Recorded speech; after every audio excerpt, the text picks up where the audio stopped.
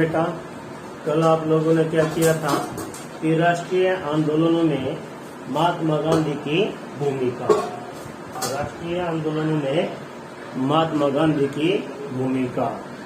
और आज ये पूछा जाएगा कि आपसे आपकी बुक्स में जो दिया गया है कि सुभाष चंद्र बोस की आजादी में क्या भूमिका रही है। तो ठीक है, तो आज हम पढ़ते हैं बेटा सुभाष चंद्र बोस के बारे में। किसके बारे में? सुभाष चंद्र बोस। इनका जन्म कब हुआ? इनका जन्म हुआ था 23 जनवरी 1897 में। ठीक है, 23 जनवरी 1897 में इनका जन्म हुआ था। ठीक है बेटा। अगर मृत्यु की तारीख इनकी क्या दी गई है, वैसे तो अभी तक पता नहीं चल पाया है, लेकिन 18 अगस्त 1945 को बताया जाता है कि विमान हादसे में इनकी जो है मृत्यु हो सकती। मैंने पहले भी बताया तुम्हें कि जो 1857 की क्रांति हुई और लगभग 1900 के बीच में हमारे देश में अनेक ऐसे महान क्रांतिकारी हुए जिन्होंने आजादी के लिए संघर्ष किया और हमें आजाद कराने में महत्वपूर्ण भूमिका निभाई। यहाँ पर हम सुभाष चंद्र बोस के बारे में पढ़ रहे हैं। तो बेटा जन्म का पता चल गया आप लोगों को। इसके बाद की बात क्या बेटा, जो इन्होंने किया वो कार्यों के बारे में एनसीईआरटी में थोड़ा ही मेंशन है जो आपकी बुक्स में है, लेकिन आपकी बुक्स के हिसाब से मुझे बताना पड़ेगा, वो अलग बताऊंगा मैं आप लोगों को, सेपरेट बताऊंगा अलग से इनके कार्य में। सबसे पहले इनसे जो क्वेश्चन पूछे जाते हैं मैं उनके बारे में बात करता हूँ। दिल्ली चलो का नारा किसने दिया? दिल्ली चलो का। तो दिल्ली चलो का नारा किसने दिया बेटा? सुभाष चंद्र बोस ने। तुम मुझे खून दो मैं तुम्हें आजादी दूंगा, तुम मुझे खून दो मैं तुम्हें आजादी दूंगा, ये किसने कहा? ये भी किसने कहा बेटा? सुभाष चंद्र बोस ने। किसने कहा? ये सुभाष चंद्र बोस। अच्छा, सुभाष चंद्र बोस कांग्रेस के अध्यक्ष किस वर्ष रहे? कांग्रेस के अध्यक्ष ये किस समय रहे बेटा? ये रहे थे 1938-1939। 1939 में तो इन्होंने महात्मा गांधी को भी हरा दिया था। मतलब कि महात्मा गांधी ने जिस अध्यक्ष पद के लिए किसी व्यक्ति को चुनाव किया था, उसका नाम मैं अभी नहीं बता रहा हूँ, तो उसको सुभाष चंद्र बोस ने हरा दिया था। इनकी लोकप्रियता बहुत बढ़ चुकी थी बेटा, इनकी लोकप्रियता बहुत बढ़ चुकी थी और इन्होंने एक संगठित सेना तैयार की। क्वेश्चन ये आ जाता है कि आजाद हिंद फौज की स्थापना किसने की? क्या आ जाता है क्वेश्चन है? आजाद हिंद फौज की स्थापना किसने की? तो बेटा यहाँ पर आप पता क्या आंसर लिखोगे? सुभाष चंद्र बोस नहीं लिखोगे, यहाँ पर आंसर लिखोगे रास बिहारी बोस। क्या लिखोगे? रास बिहारी बोस। इन्होंने इस जो फौज जो बनाई थी तो उसको और बढ़ाने का काम किया दोनों ने मिलकर। किसने? दोनों ने मिलकर, सुभाष चंद्र बोस और रास बिहारी बोस। ये दल बहुत तेजी से देश को आजाद कराने के लिए संगठित हो चुका था। इसके बारे में सिर्फ और सिर्फ आप लोगों को इतना मेंशन करना, जन्म कब हुआ और विमान हादसे में इनकी मृत्यु हो गई। इन्होंने बहुत कुछ किया था अपने देश के लिए, लेकिन ये जीते रहते तो हमें बहुत कुछ इतिहास पता चलता। क्या हुआ? रैश में इनकी मृत्यु हुई विमान हादसे में। तो बेटा एक तो ये कि इन्होंने लगभग 1 लाख सैनिकों को तैयार कर लिया था बेटा, 1 लाख सैनिकों को तैयार कर लिया था। दूसरा विश्व युद्ध कब हुआ था? दूसरा विश्व युद्ध आप लोगों को पता दूसरा विश्व युद्ध कब हुआ बेटा? 1939 से लेकर 1945 तक। कब हुआ? 1939 से 1945 तक। अगर मैं तुमसे पहला कहूं तो बेटा प्रथम विश्व युद्ध कब हुआ? तो तो आपने बताना 1914 से लेकर 1918 तक हुआ। इस युद्ध से जुड़ी हुई बातें इस युद्ध में भी काम आएंगी, क्योंकि यहाँ पर भी हम ब्रिटिश शासन के गुलाम थे। यहाँ पर हम किसके गुलाम थे भाई? यहाँ तो क्योंकि आजाद तो हम कब हुए थे? 1947 में। आजाद कब हुए बेटा? हमें 1947 में। तो यहाँ पर भी गुलाम थे। इस विश्व युद्ध में महात्मा गांधी कब लौटे थे? मैंने बताया था 1915 में लौटे थे। और जब 1915 में लौटे तो उनकी छवि एक बहुत ही वरिष्ठ वकील के रूप में थी। बहुत एक्सपीरियंस रखने वाले एक वकील थे ये। अफ्रीका से जब लौटे 40 वर्ष की उम्र में, तो जब अंग्रेजों का युद्ध हुआ अन्य देशों के साथ, तो बताऊंगा मैं। तो बेटा यहाँ पर महात्मा गांधी ने लोगों से अपील की थी कि अंग्रेजों का साथ दो। क्या कहा था? अंग्रेजों का साथ दो। लेकिन इस विश्व युद्ध में भी हमारे सैनिकों को, हमारे लोगों को, युवाओं को जबरदस्ती से दूसरे विश्व युद्ध में झोंक दिया गया था। इस युद्ध में तो अपील की थी महात्मा गांधी ने कि अंग्रेजों का साथ देने के लिए, लेकिन 1920 में महात्मा गांधी को पता चला इनकी नीयत और नीति कुछ और है, तो उन्होंने इनके खिलाफ आंदोलन किया था। और जितनी अंग्रेजी सरकार ने उनको उपाधियां दी थी, पदवी दी थी, वो वापस लौटा दी थी। जैसे केसर ए हिंद की उपाधि उन्होंने वापस लौटा दी थी। जैसे महात्मा हम कहते बेटा उनको महात्मा उनको कहते, तो महात्मा की उपाधि किसने दी थी उनको? रविंद्रनाथ टैगोर ने दी थी। किसने दी थी? रविंद्रनाथ टैगोर ने दी। बात लेकिन हमारे सुभाष चंद्र बोस की मैं क्यों कह रहा हूँ कि बेटा इसके महात्मा गांधी का और इसका मैं थोड़ा थोड़ा क्यों बता रहा हूँ? क्योंकि कुछ कारण ऐसे बताए जाते हैं, कुछ इतिहास में कुछ कारणों की ऐसी समीक्षा की जाती है कि भाई इनको मरवाने में हमारे ही देश के चुनिंदा नेताओं का हाथ था। वो नेता को बड़े लेवल के थे, और बड़े लेवल के नेता जो थे बेटा आप लोग समझ जाओ कि नाम लेना यहाँ किसी का हम चाहते नहीं, क्योंकि क्या पता वास्तविकता क्या थी। जब इनकी प्रसिद्धि फैल रही थी तो किसी को आग भी लग रही होगी। जब लोगों के मन में जैसे ही, और जय हिंद का भी तो नारा बेटा इन्होंने दिया था, जय हिंद जय हिंद। तो इनके एक आह्वान पर हमारे देश में लाखों करोड़ों की संख्या में किसान, महिलाओं, बच्चों ने बढ़ चढ़कर भाग लिया था आजादी के लिए। जब इन्होंने अपनी पूरी सेना तैयार कर ली थी, लगभग 1 लाख, और 1 लाख के करीब हमारे सैनिक जो थे अंग्रेजों की तरफ से लड़ने गए हुए थे।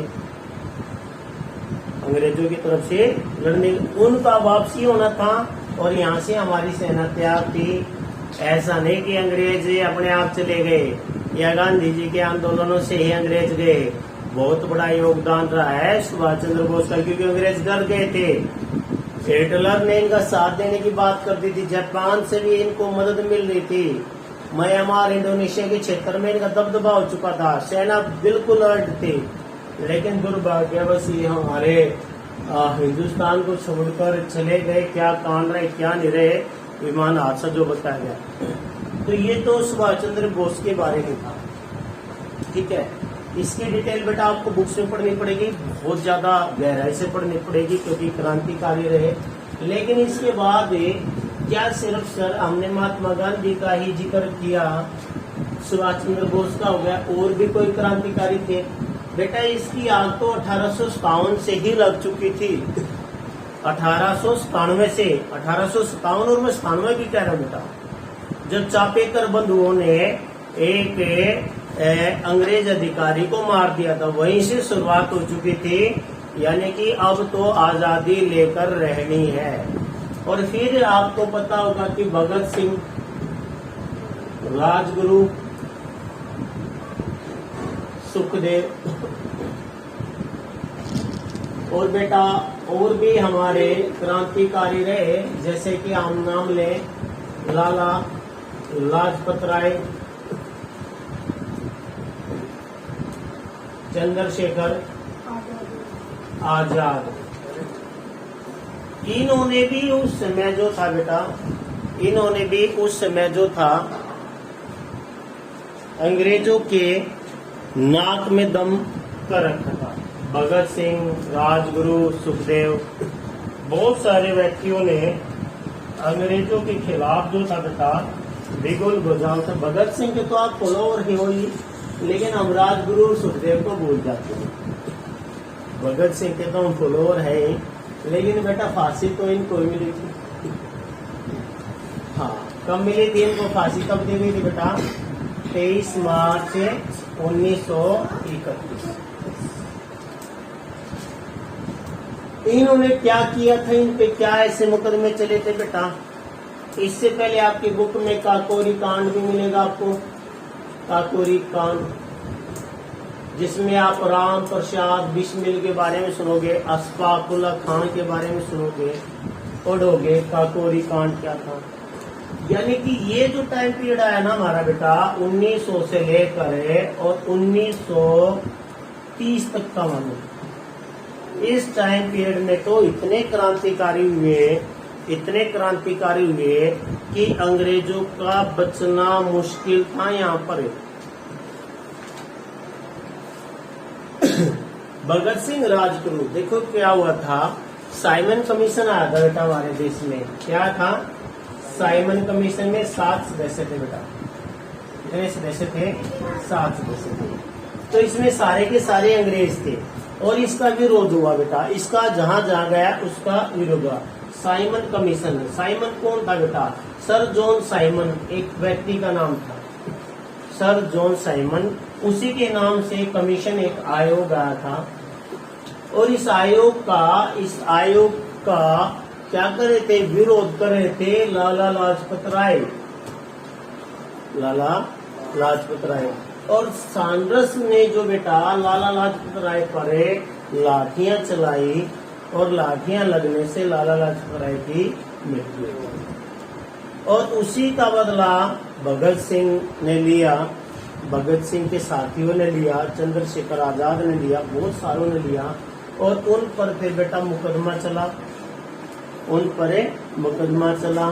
कि असेंबली में इन्होंने बम फेंका था। ठीक है, असेंबली में इन्होंने बम फेंका था और बम किसी को मारने के लिए नहीं फेंका था, क्योंकि इनका क्या कहना था कि गूंगे बहरों को सुनाने के लिए धमाकों की जरूरत होती है। ये गूंगे बहरों की सरकार है, अंग्रेजी सरकार जो है गूंगे बहरों की सरकार है। इन तक अपनी बात पहुंचाने के लिए क्या करना पड़ेगा भाई? धमाके की आवश्यकता होगी। किसकी आवश्यकता होगी? धमाके की। तो मैं ये थोड़ा डिटेल में नहीं पढ़ा रहा हूँ बेटा। ठीक है, डिटेल में क्यों नहीं पढ़ा रहा हूँ? क्योंकि अगर मैं आप लोगों को पढ़ाऊंगा ना तो आप लोगों को जानने की इच्छा कम होगी। आप लोग जब उसको पढ़ोगे ना उनके बारे में बेटा, जब उनके बारे में पढ़ोगे तो आपके रोंगटे खड़े हो जाएंगे। जब भगत सिंह, राजगुरु, सुखदेव, लाला लाजपत राय, चंद्रशेखर आजाद या अशफाकुल्ला खान, बिस्मिल खान के बारे में सुनोगे तो बेटा आपके रोंगटे खड़े हो जाएंगे। मैं चाहता हूं कि आप लोग खुद पढ़े उनके बारे में, उन क्रांतिकारियों के बारे में, ताकि तुम्हें खुद एहसास हो उन्होंने इतनी उम्र में क्या कर दिया था। ये हुआ। भगत सिंह को फांसी हुई थी, राजगुरु, सुखदेव को, तीनों को फांसी 23 मार्च 1931 का दिन था। ठीक है बेटा।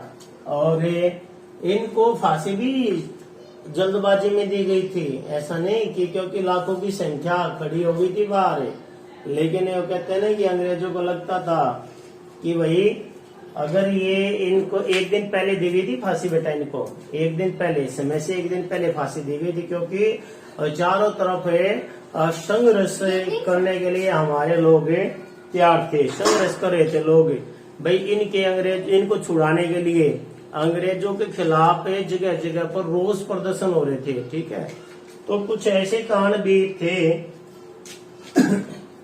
मैंने कहा कि डिटेल में कोई भी अगर बच्चा, कोई भी हमारा साथी इस वीडियो को देख रहा, तो मेरा ये मैं बताने का तो हर एक के बारे में बता दूंगा, अच्छे से बताऊंगा, जन्म से लेकर उनकी पूरी हिस्ट्री बताऊंगा।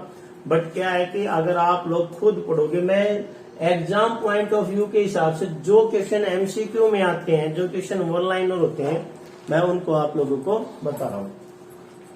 तो स्टूडेंट ये रहा, लेकिन क्वेश्चन क्या आता है बेटा, क्वेश्चन आपके इस लेसन से रिलेटेड है, इस चैप्टर से रिलेटेड क्वेश्चन क्या क्या बनते हैं। एक तो ये पूछा जाता है कि 1857 की क्रांति से पहले, 1857 की क्रांति से पहले क्या क्या भारतीयों ने संघर्ष किए, भारतीयों ने क्या क्या संघर्ष किए, उसके बारे में हमें क्या पता है कि कुका आंदोलन चलाया गया। कौन सा आंदोलन चलाया गया? कुका आंदोलन चलाया गया। कब चलाया गया था कुका आंदोलन? कुका 1869 से लेकर 1872 तक, ठीक है। इसके अध्यक्ष जो थे बेटा, इसके अध्यक्ष जवाहरमल थे। कौन थे इसके अध्यक्ष? जवाहरमल थे, ठीक है। अगर हम पढ़े कि 1801 में भी एक हुआ था बेटा, 1801 में भी हुआ था, बुद्धो भगत ने चलाया था बेटा आंदोलन। किसने चलाया था? बुद्धो भगत ने चलाया था। किसने चलाया था? बुद्धो भगत ने चलाया था। ऐसे ही हमें और आगे पढ़े तो इसमें अगर हम 20 जोड़ दे तो 1821 हो जाएगा। ये पालीगर विद्रोह था, पालीग्रोह ने चलाया था। तो ये 1857 से के पहले के विद्रोह हैं जो चलाइए। हमें याद रखना होता है कि कौन कौन से विद्रोह कब कब चलाए। ऐसा तो नहीं कि हमारा देश आसानी से आजाद हो गया हो। लगभग अंग्रेजों ने 190 ईयर्स 190 वर्ष का शासन किया बेटा हमारे यहाँ, और 200 सालों तक जिन्होंने राज किया, और वो ऐसे नहीं जाने वाले थे वैसे नहीं गए। बहुत सारे क्रांतिकारियों ने इसमें योगदान दिया है। और देखो इससे पहले के था, आप ये बताओगे बेटा, बिरसा मुंडा आंदोलन हुआ, मुंडा विद्रोह हुआ। बिरसा मुंडा कब हुआ? वो 1893 में, ठीक है ना। एक तो ये हो गया, ये हो गया, ये हो गया और ये हो गया। ये आंदोलन आपको बताने हैं। हालांकि ये 1857 के बाद है, लेकिन इसकी रूपरेखा पहले भी तैयार हो चुकी थी। कब वो तैयार हो चुकी थी? गुरु गोविंद सिंह के समय में बेटा, गुरु गोविंद सिंह, जिन्होंने क्या किया था? खालसा पंथ की स्थापना की थी। किस पंथ की? खालसा पंथ की। आगे चलकर जवाहरमल और राम सिंह कुका, ये इसको ही तो अपना गुरु मानते थे, जवाहरमल हुए। क्योंकि कहाँ चला था ये आंदोलन? पंजाब में। कहाँ चला था ये? पंजाब में, झारखंड में चले बेटा, झारखंड में, तमिलनाडु में। ये स्टेट भी याद रहेंगे जब भी आपको नंबर मिलने वाले हैं कि इस स्टेट में ये हुआ था, इससे पहले ये हुआ था, ये हुआ था, इस तरीके से। तो यहाँ पर तो हमने भगत सिंह, राजगुरु, सुखदेव के बारे में थोड़ा पढ़ा बेटा। 27 सितंबर को उनका जन्म हुआ था, 1907 में हुआ था भगत सिंह का जन्म, ठीक है। 23 साल की उम्र थी जब वो फांसी को चूम गए थे। इंकलाब जिंदाबाद का नारा उन्होंने दिया था, इंकलाब जिंदाबाद। आपने पढ़ा साइमन कमीशन कब आया, लाला लाजपत राय की मृत्यु कैसे हुई, सविनय अभियान आंदोलन 1930 और 32 में हम पहले पढ़ चुके हैं। अब आगे थोड़ा सा और आगे बढ़ते हैं, ठीक है। अभी इसी समय बेटा हमारे देश में मुस्लिम लीग भी चल रही थी। मुस्लिम लीग क्या चल रही थी? मुस्लिम लीग। मुस्लिम लीग का नेता कौन था? वैसे तो हम बताएं आगा खां। आगा खां, आगा खां का इसमें रोल है मुस्लिम लीग का, लेकिन ज्यादातर ये फेमस, ज्यादातर इसका प्रभाव कब पड़ा ये आपको पता है। कल भी मैंने बताया था आप लोगों को। महात्मा गांधी को अगर हमारे यहाँ राष्ट्रपिता का दर्जा दिया गया तो पाकिस्तान में किसको दिया गया था राष्ट्रपिता का दर्जा? मोहम्मद अली जिन्ना, मोहम्मद अली जिन्ना ने। तो मोहम्मद अली जिन्ना ने बेटा 1940 में क्या मांग रखी थी? द्विराष्ट्र राष्ट्र की। किसकी मांग रखी थी? द्विराष्ट्र। क्योंकि हम आजाद तो हो गए, लेकिन आजादी के साथ साथ हमें बहुत कुछ सहन करना पड़ा।